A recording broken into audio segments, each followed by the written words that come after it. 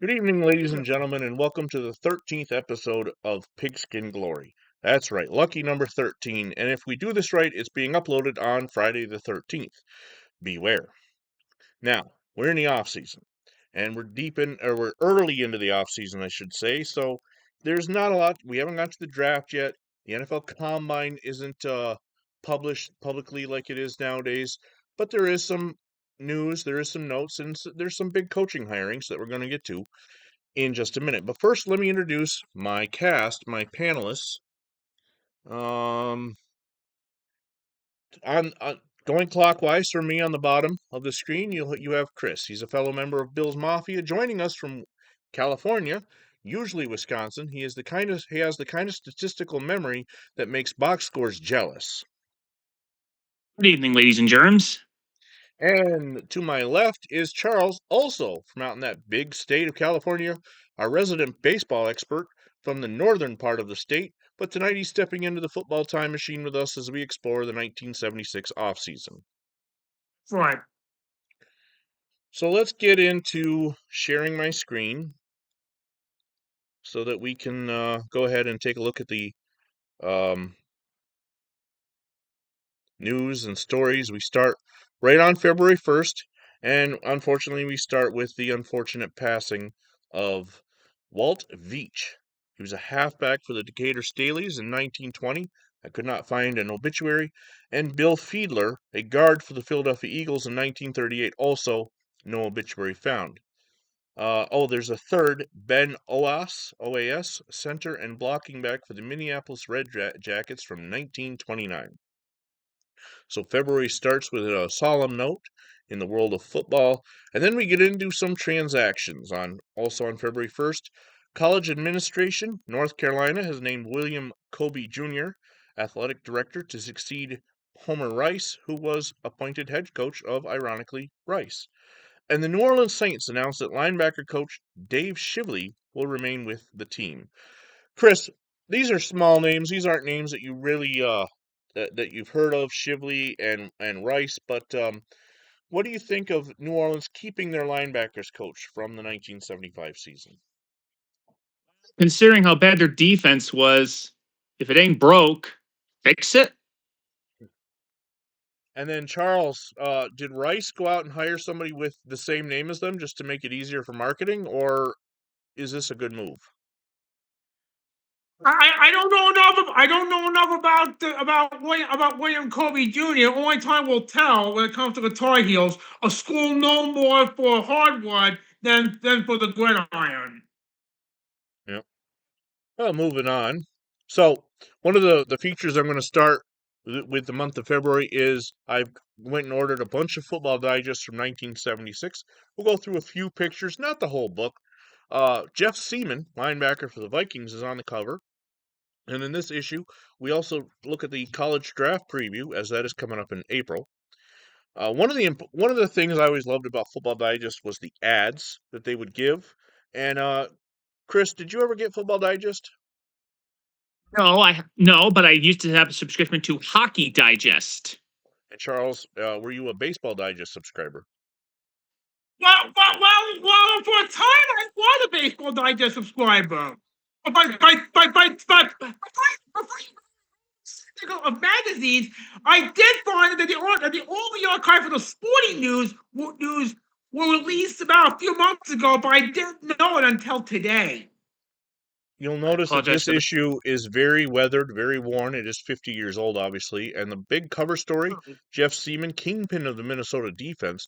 Minnesota, of course, they didn't go to the Super Bowl this year, but they made it. They had made Super Bowl 8 and 9, and they're looking to get back in 1976.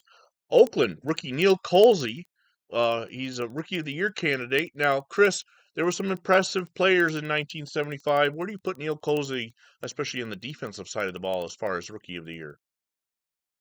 considering the Raiders defense was good but not great, I think Colsey's about right. But they're known for more their your Jack Tatum's and your cornerbacks and such. So I think it's probably about right. There's a nice action photo of him. This might be a punt return. And remember when we did, not that other people watched with us, but we watched at the end of '75. The three of us watched him play in his his final college game with Ohio State, and then he went to Oakland in the draft, and we got to see his first game. And you can see us watch that game, the Raiders and Dolphins from September, week 1, on my Patreon site. This is cool, Charles. Look at this lamp. Would you like this lamp or one with a 49ers helmet sitting next to your bed at night? That leg lamp. Vinny, would you That's get one with great. the Falcons or Bills helmet? Oh yeah, definitely. And I wonder if it would come marked Fragile. Ed, that's Fragile. Now, this is sad that Mark couldn't join us tonight because this would be a good question for him since he's a Penn State fan. Why Franco Harris is running better than ever? Chris, do you think that Franco Harris in 75 heading into 76 is at the top of his game? Absolutely. I mean, I know, Larry Zonka's got the whole thing with the waffle, and I know OJ Simpson's the man, but, Franco has the credentials, the stats, the hardware, the championships, 2 championships, a Super Bowl MVP, Rookie of the Year, and of course, that most immaculate of receptions. Rams Ron Jesse lets his hands do the talking. Wide receivers in 1975 have got to be tough. They've got to be able to go over the middle, Charles. And excuse me, the Los Angeles Rams have one who he doesn't talk a lot, but he makes the catches when they count. Ron Jesse, Charles. What do you think of him and the Rams passing game? Sound like Ron Jesse walk the walk. It doesn't talk the talk. Kind of like Steve Carlton in the Phillies. There's a nice. Ron Jesse was never. Although Ron Jesse wasn't exactly a Cy Young equivalent, but he was really good. This fits the Jets perfectly, especially in the mid-'70s. This cartoon here, they've really had the injuries, haven't they, as this Jet player is running down the field on crutches. Where's John when you need him? The improbable 15 years of Washington's Pat Fisher. Chris, Washington's Pat Fisher is a leader on defense. He's definitely a member of the over-the-hill gang.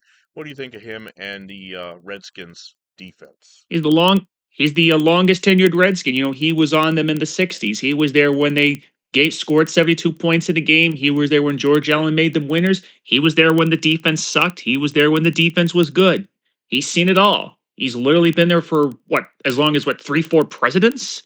Hey, Charles, is this what they mean by the Statue of Liberty play? Maybe. Do you really think they'll fall for this? By the way, I apologize for that phone ringing in the background, by the way. Can't hear it. If you can't hear the tractor in my background, my son is right outside the window. Why the Eagles traded Norm Boulaish to Miami? Chris, the Miami Dolphins, they needed a bruising fullback to replace Larry Zonka, and Norm Boulaish fit the bill, but why did the Eagles get rid of him? Because the Eagles are a very poorly run team. You could argue that they're in the NFC, maybe the most poorly run team in the NFC, not named New Orleans. No wonder Vermeil. You got to remember something about this in the aspect of. Let me put us back on screen here so we can see us. The Football Digest is written a couple months beforehand, so when this issue came out, although they are doing a draft preview, it's going to be talking a lot about the in-season plays of 1975. And for instance, like this, why Dallas's offense worked so well in '75.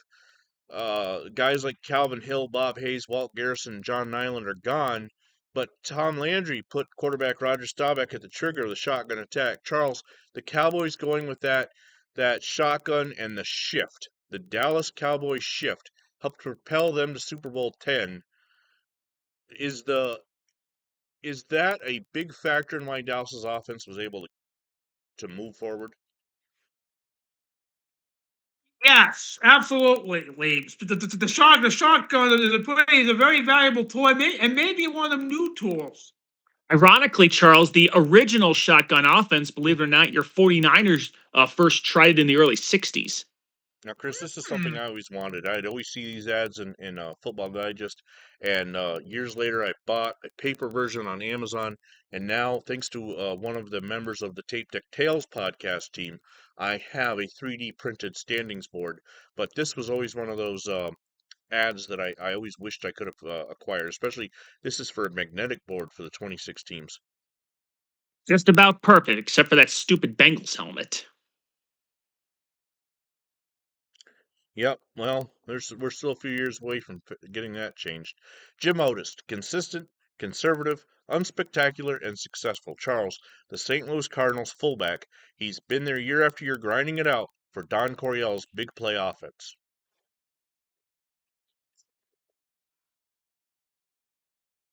Where? Do the Cardinals still have him? Yes. Yes.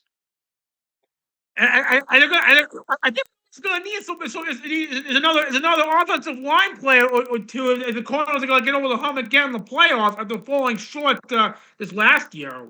Actually, they made the playoffs twice, actually. In fact, Jim Otis was, I think, the NFC's second leading rusher behind Chuck Foreman. This is a quote that's important as far as the way he plays the game. His goal isn't 1,000 yards; it's the Super Bowl. He wants the ring. Now, St. Louis is not a franchise that many think of when they think of Super Bowls, but in the mid 70s, 74 and 75, they were competing. And in fact, they have been in the playoffs the last 2 years. So, looking forward to 76, maybe they can continue that run, especially with Don Coryell in town.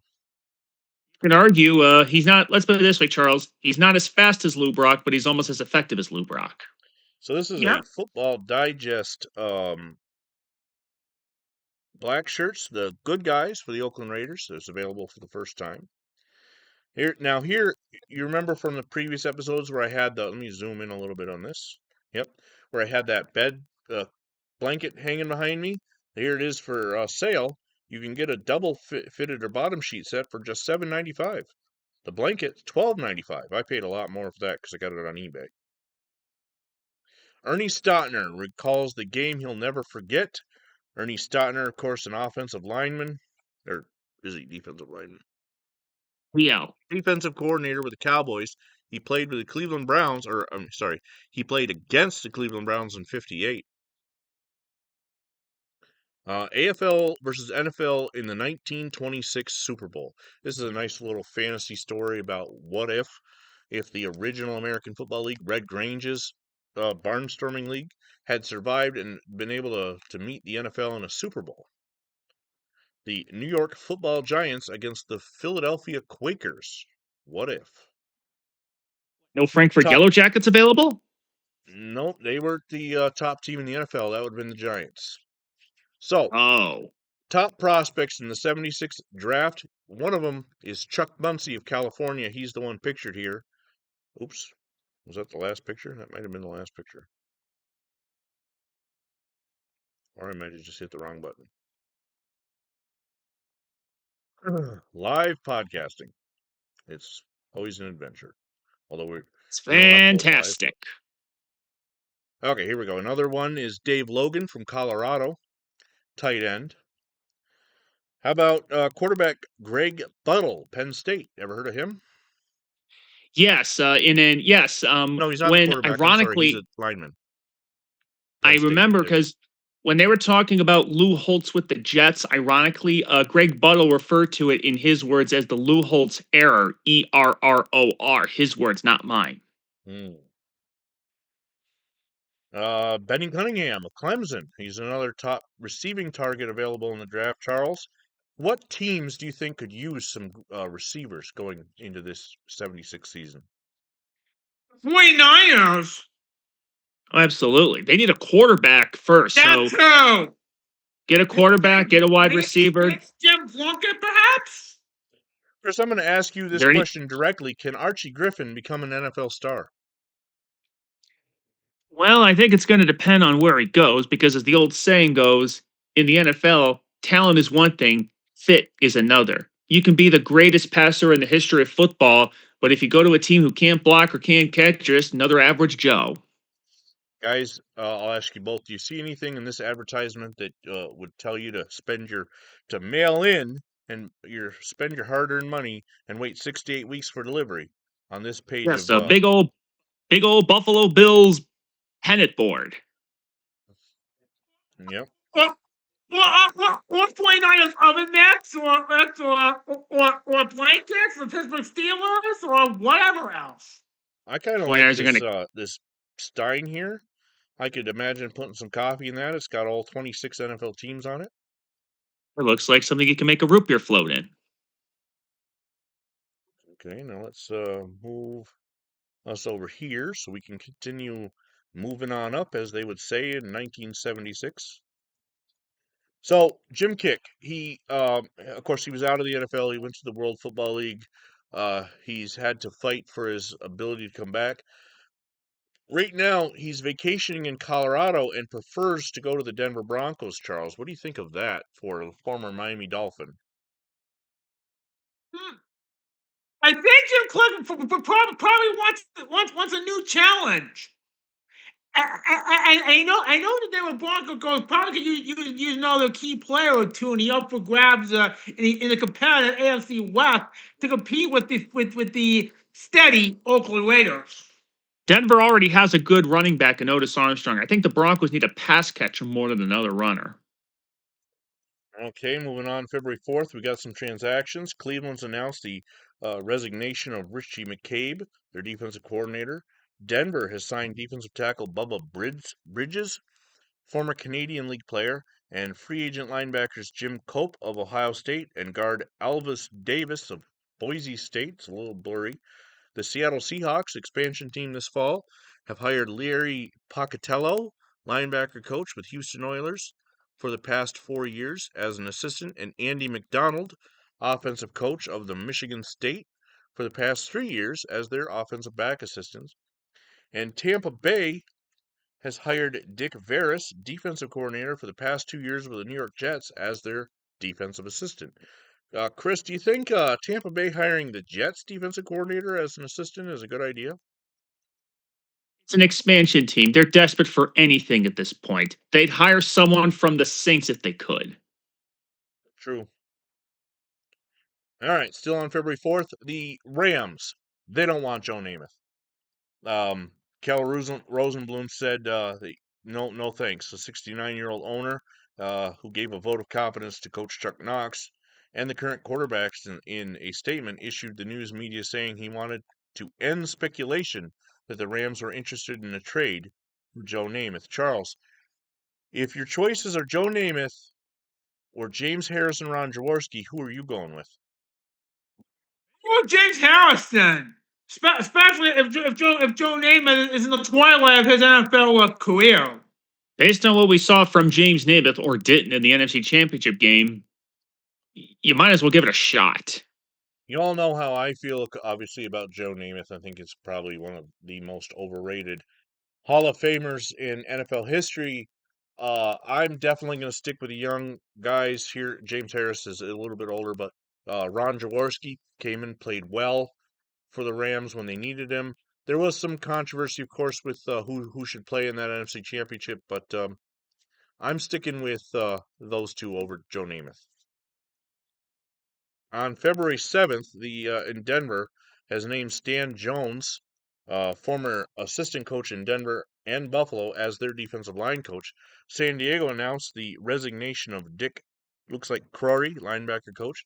And Kansas City has signed Henry Busha, Busha.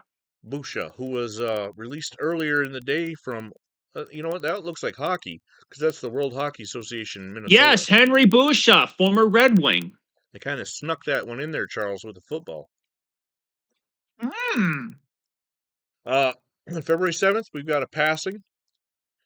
Fred Vanzo, blocking back and linebacker for the Detroit Lions from 1938 to 41, and the Chicago Cardinals in 41. And we have a obituary for this former Northwestern quarterback, linebacker.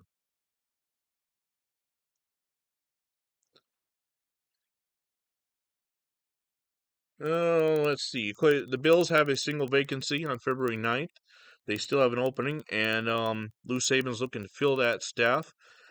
And they hired Jerry Wampler, a Philadelphia Eagles assistant, for the last 3 seasons as their defensive line coach. Chris, we know about the issues that the defense in Buffalo. Hiring a new defensive line coach, an alumnus of the great coaching legacy of Miami of Ohio. Do you think this is a good move? When your defense is that shaky, you can't just run it back. And hey, hiring a guy from Miami of Ohio, work for Bo Schenbecker, work for Woody Hayes, might as well try it. On February 9th, little baseball note for you, Charles. The Pittsburgh of the National League assigned outfielder Richie Zisk and pitcher Jerry, what is that, Rios? Joey Roy. Oh yeah, the customary one-year contract things. At least in the eyes of one particular executive, Marvin Miller. Jerry Rolls Royce. I'm going to skip the first one in football for just a second. We're going to talk Arkansas Tech has signed Henry Aaron Jr. to a football letter of intent. Henry Aaron Jr.? Is that Hank Aaron's son? But, of course, the big name on the page, UCLA coach Dick Vermeil has been named the head coach of Philadelphia. I'm going to have a lot more to say about that. And, of course, you can look behind me and see that he is my featured photo this week or this month for Pigskin Glory. And we are going to have more to say about that with this newspaper clipping on February 9th. And, I got to move us. We're in the way. Dick Vermeil, a motivator, a winner. Charles, the hiring of Vermeil from UCLA. Philadelphia, did they finally get this right? Hotel, and this is the 200th anniversary of our nation's founding, and coaching in the city that was the site of the Declaration of Independence. We'll see the Philadelphia Eagles to have their own fireworks of the right kind this year. Chris, how does UCLA... the Eagles... Go ahead, Chris. Well, considering the Eagles, I know Mike McCormick looked okay, but they got blown out too many times. I don't think McCormick they could have kept it. Moving on to talk about UCLA, how do the Bruins move on, losing Dick Vermeil? Well, this is bad timing for UCLA. Not only did they lose Vermeil, but remember John Wooden retired, so the Bruins essentially they lose their greatest coach and their most successful coach recently. And by the way, how about this? Not only is Vermeil gone, but remember, John McKay is gone. So what to make of the Pac-10? Wow. The Eagles have filled their coaching vacancy, like we said. Dick Vermeil leaving UCLA for Philadelphia. That's the big news. Another feature that I want to start with is Sports Illustrated. Now, in the off-season, there's not a lot to talk about. Ernie Grunfeld and Bernard King are on the cover for the Tennessee Volunteers. However, when you look through Sports Illustrated, you can get the superstar posters for the NFL. 2 feet by 3 feet for $2 each. What's that? It's probably $10 right now in $2026. 2 feet by 3 feet. They're really, really it's 2 feet by 3 feet. Yeah, so it's like half a person tall. In other words, Vinny, someone... In the 19th hole, Steve Zerl from Arlington Heights says, for an avid Dallas Cowboy fan, the Super Bowl loss was a bitter pill to swallow, but thanks to a few days of recuperation and your article, Dallas Feels the Steeler Crunch on January 26th, I've regained my appetite and can now sleep at night. Dan Jenkins' story made me realize that the Cowboys have a lot to be proud of. Their tremendous season fell just one miracle short of the ultimate goal. And MT Robinson of Hollywood says, is there any question, any doubt that Pittsburgh is the finest defensive team in football today? One more that we'll read is from Bob Thompson of Kennett Square, Pennsylvania. The Pittsburgh Steelers played an exceptionally good game, as illustrated in your article. However, keep in mind the final score 21-17 with only a 4-point difference. Don't you think Dallas deserved at least one photograph depicting a successful Cowboy play? There's more. Yeah. I mean, this wasn't like Minnesota last year. Unlike Minnesota last year, Dallas acquitted themselves very well. Yeah, and in fact, they were a dropped Percy Howard pass away from potentially winning. Died on February 9th, 1976, John Hasbrook, back and end for the Rochester Jeffersons in 1921. There's no obituary, but this is a nice little post of what the Jeffersons uniform looked like in that era. Moving on up to the red side. All right, so the Jets have hired their man, Lou Holtz. And I'm going to stop right here just to acknowledge the passing of one of the greatest coaches in college football history, Lou Holtz, in 2026.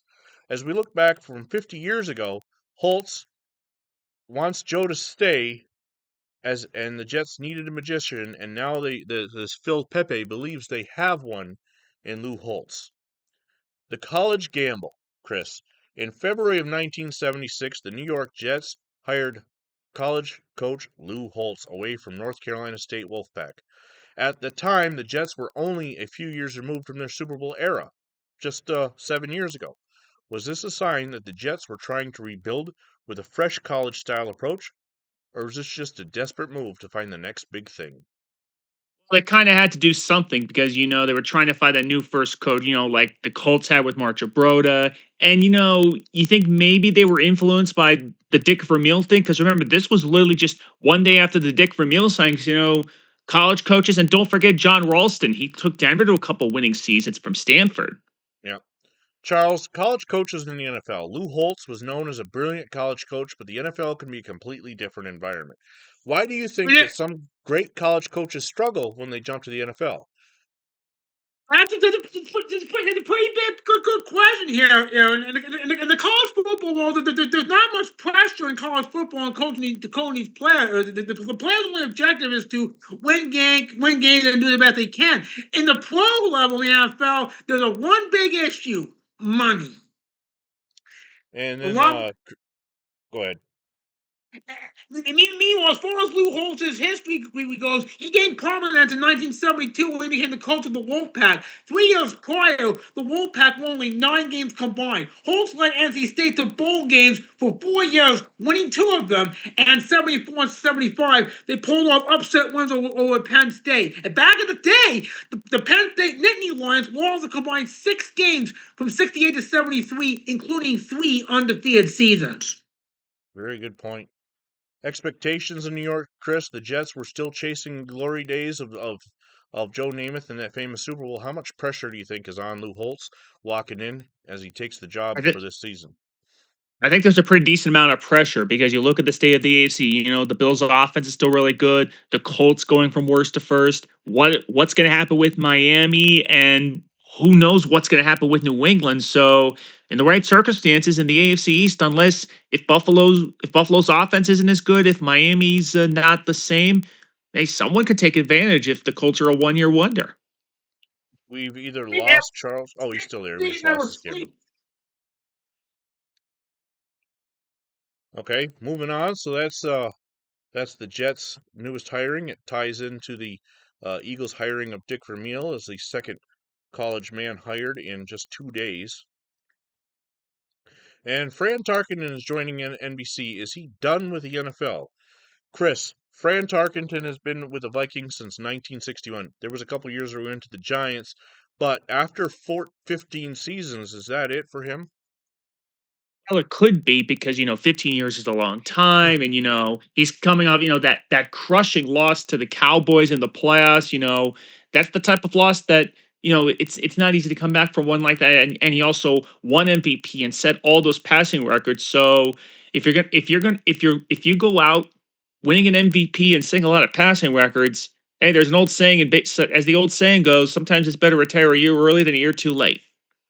There's an interesting quote. Prime example of it. Here's an interesting quote, Charles, from Dick Vermeil. The Eagles came to me and I told them no, and they kept calling. The Eagles' persistence pays off in this aspect as they get their man, Dick Vermeil, for 76.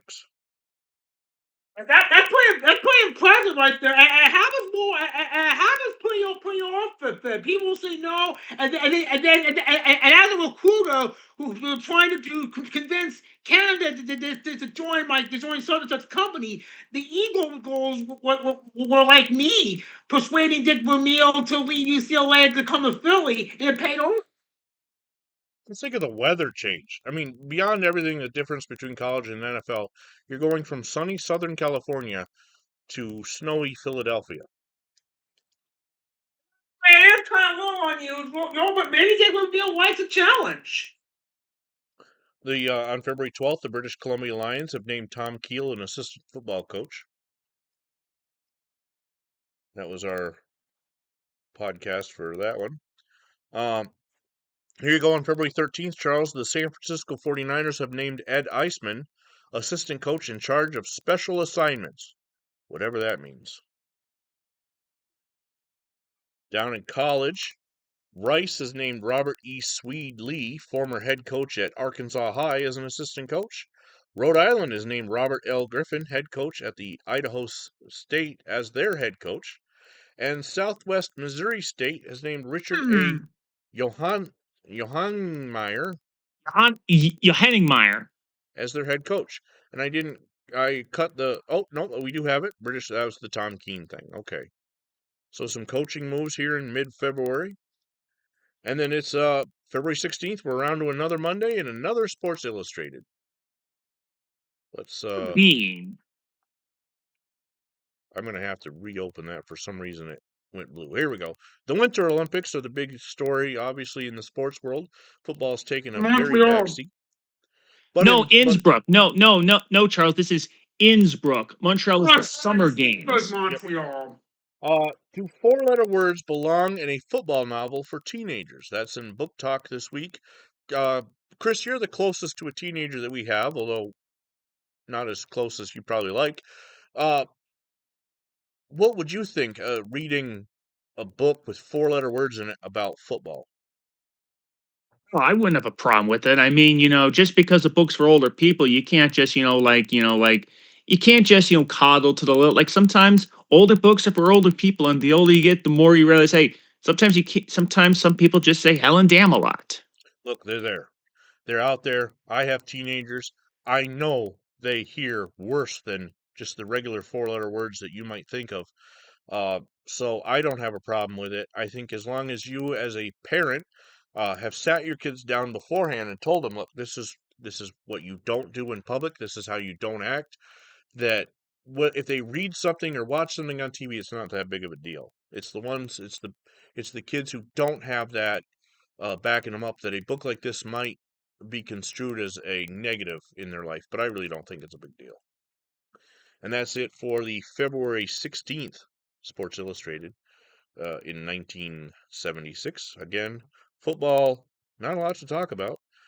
John Barsha, Syracuse athlete, he passed away on February 18th. By the way, February 18th, we are 2 years away from my parents getting married. He was John Barsha was a fullback for the 1920 Rochester Jeffersons. Excuse me. So in the month of February, we have 2 Rochester Jeffersons who passed away. On February 19th, another one, Glenn Carberry, and for the Buffalo Bills, or it should be Bisons, 1923 to 24, and the Cleveland Bulldogs in 1925. Would have been the Buffalo All-Americans in 23, Bisons in 24. Moving on up, we have another one on February 22nd, Denny Gilda, center, tackle, and guard for the 1926 Hartford Blues. You can read these obituaries by going to the Pigskin Glory page yourself. Also on February 22nd, Wilkie Moody, back for the Columbus Panhandles in 1920, the Dayton Triangles in 21, and the Columbus Tigers in 24 and 25.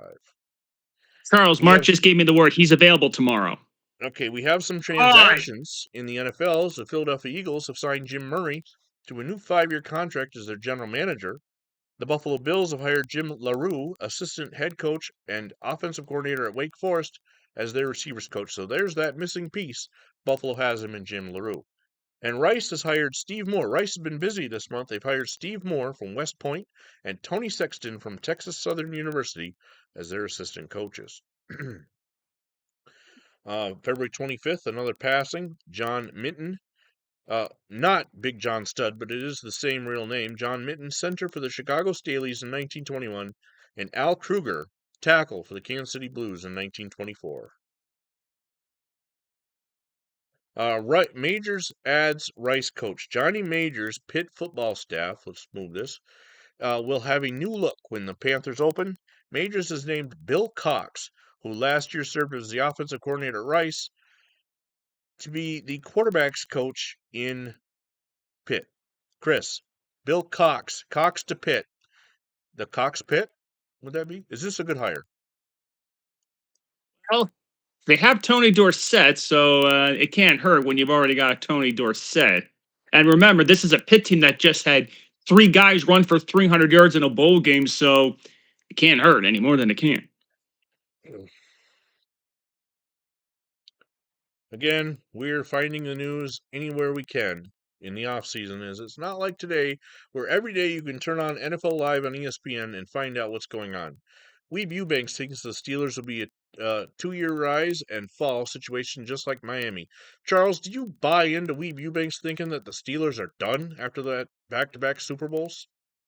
I don't think so. As long as Terry Bradshaw and Franco Harris on the offense, not to mention that the best defense in the NFL, you're gonna be a Super Bowl contender for years and years. And I mentioned the Miami comparison, but Vinny, there's one big difference that the Steelers don't have to deal with that Miami had to deal with. The World Football League. The, no waffles or pancakes to stop the Steelers. Yeah, no, I trust Weeb Eubanks for the most part. He's won 3 NFL championships, 2 with the Colts, 1 with the Jets. But I just don't agree with him on this, and I'm not even sure why he would come out and say something like this. I mean, that's just bulletin board material for whenever the Jets, well, although he's not their coach, but still, the Steelers will still take it out on the Jets just because. The New York Jets have added more coaches. Jerry Kirk, defensive end coach at North Carolina State, and Burley Crow, formerly of Chicago, of the now defunct World Football League, as their assistants. So Lou Holtz is filling out his staff. That's on February 28th. And that is it for that. So real quick, we're going to turn it over to Charles to give us the February update on baseball. Well, in the Giants suck. I probably told you in January the Giants Horst Stoneham agreed to sell the clause to a group that was going to move the team to Toronto, but then Moscone, the newly inaugurated mayor, blocked the sale, and by February's end, Bob Lurie and Bud Hurst have bought the Giants for $8 million, and thus the Giants will stay in San Francisco. But for Toronto, all is not lost because during the month of February, they, along with Seattle, will be awarded Major League Baseball franchises for the 1977 season. So how about that? Seattle goes from no major league teams to 2. And this time they don't have to deal with the stadium that's sick. Yep. See, Seattle. Yep. There's going to be a Seattle Mariners and a Toronto Blue Jays. Yes, do you have any information, any news updates you want to share from February of 1976? Yes, the NBA All-Star Game took place in Philadelphia, and given the calendar year of 1976, all of the All-Star games except for the Pro Bowl will be in Philadelphia. The NBA All-Star Game took place at the Philadelphia Spectrum on February 3rd, and it was won by the East by 14 points, and the MVP was Dave Bing. Okay. Before I get into my closing monologue, I'm going to give everybody just a casual warning. I am getting sick, so I may have to stop and cough. Not very professional for a podcast, but I'm still going to power through just like a hockey player would. I mean, a football player would. And I'm going to talk a little bit about... No, Vinny. No. Actually, no, Vinny. You had it right with the Sabres in first place. You had it right the first time. No doubt. I'm going to talk a little bit about the Philadelphia Eagles hiring of Dick Vermeil. As we wrap up tonight's look back at February of 1976, there's one story that deserves a closer look. While most of football world was still talking about the Super Bowl 10, as we saw in Sports Illustrated, and the continued dominance of the Pittsburgh Steelers, something interesting was happening quietly in Philadelphia. The Philadelphia Eagles made a coaching hire that raised more than a few eyebrows around the league. They hired a 39-year-old head coach from the college ranks. His name was Dick Vermeil. Now, today, that name carries a lot of weight in football history, but in early 1976, this was anything but a sure thing. Vermeil had built a good reputation at UCLA, with the football program there, leading the program to a Rose Bowl victory just weeks earlier. But the NFL is a very different world from college football. And Philadelphia was not exactly a stable situation. The Eagles had struggled through much of the early 1970s, the franchise was searching for identity, discipline, and direction. Ownership was essentially betting that Vermeil's energy and leadership could rebuild a team that had fallen behind the rest of the league. And one thing was immediately clear that about Dick Vermeil. He was intense. Players would later say he coached with emotion that was impossible to ignore. Practices were demanding, expectations were high, and Vermeil poured everything he had into the job. At that time, nobody knew how it would turn out. But looking back from 50 years later, we know that the hire eventually paid off. Just 4 seasons later, Vermeil will lead the Eagles to their first Super Bowl in franchise history.